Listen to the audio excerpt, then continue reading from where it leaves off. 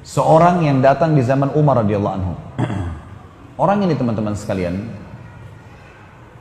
kebetulan Umar lagi duduk. Umar bin Khattab ini suka duduk selesai antara sholat dengan sholat, kayak duhur ke asar, asar ke maghrib. Umar sering duduk di rumah, di masjid, terus dengerin keluhan-keluhan orang. Ada yang punya cerita, sampein gitu kan, ada yang salah dia tegur gitu.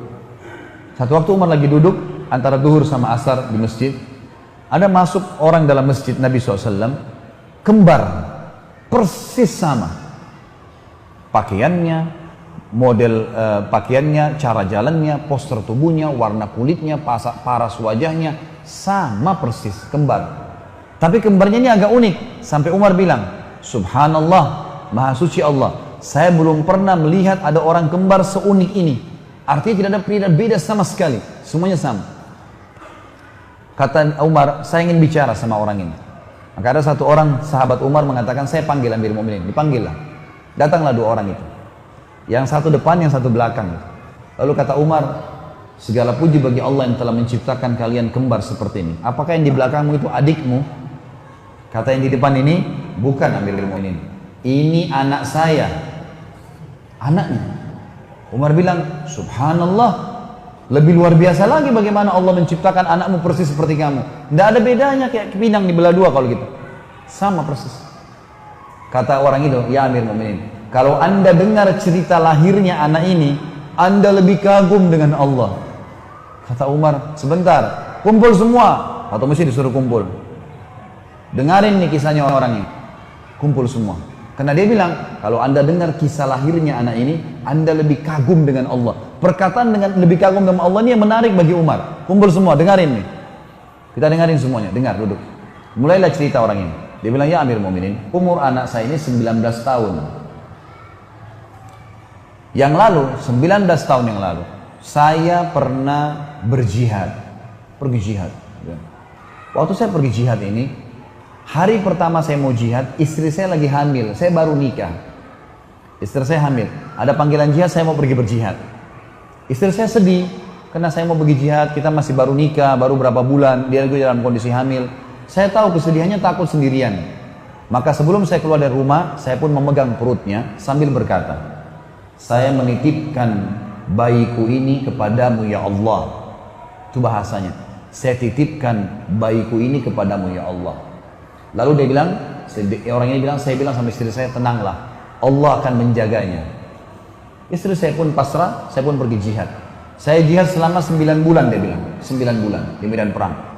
Setelah 9 bulan saya berpikir, kayaknya sudah tiba masa melahirkan istri saya. Saya ingin balik ke Madinah, ingin melihat. Kembalilah dia. Dia dari kota pindah ke kota jihad. Dia kembali. Waktu dia kembali, teman-teman sekalian, dari peperangan itu, dia bilang, Mun, saya tiba. Lalu saya ke rumah saya, nggak ada istri saya. Saya datang ke rumah kerabat saya tanya, kata mereka, istrimu baru meninggal kemarin. Baru meninggal kemarin. Kata dia, bagaimana ceritanya? Sempat melahirkan? Nggak sempat. Meninggal, biasa. Tidak ada sakit, tidak ada apa, meninggal. Baiklah. Dia bilang, kalau begitu, saya besok akan kembali ke medan perang, medan jihad lagi. Malam ini saya tidur di rumah saya.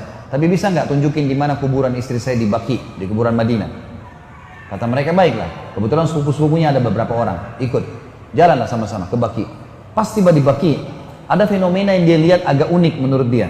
Jadi di atas kuburan istrinya itu seperti ada debu, dan seperti kalau kuburan baru ditutup masih ada debunya. Kuburan lain kan tidak ada begitu, cuma kuburan istrinya saja. Lalu dia bilang, ada apa kok? Kuburan istri saya kapan kalian kubur? Kemarin atau baru sekarang? Kata mereka, dari kemarin. Kok seperti baru dikubur, masih ada pasir-pasir, masih ada debu-debu. Apa ada yang gali kuburan istri? Dia bilang, enggak. Dari kemarin, kata sepupu-sepupunya, dari kemarin semenjak kami kubur istri kamu, begini keadaan kuburannya.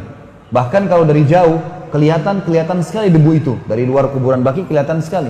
Orang bisa tahu kayak seakan-akan kuburan baru ditutup. Padahal dari kemarin. Kata suaminya, demi Allah saya tahu istri saya solehah.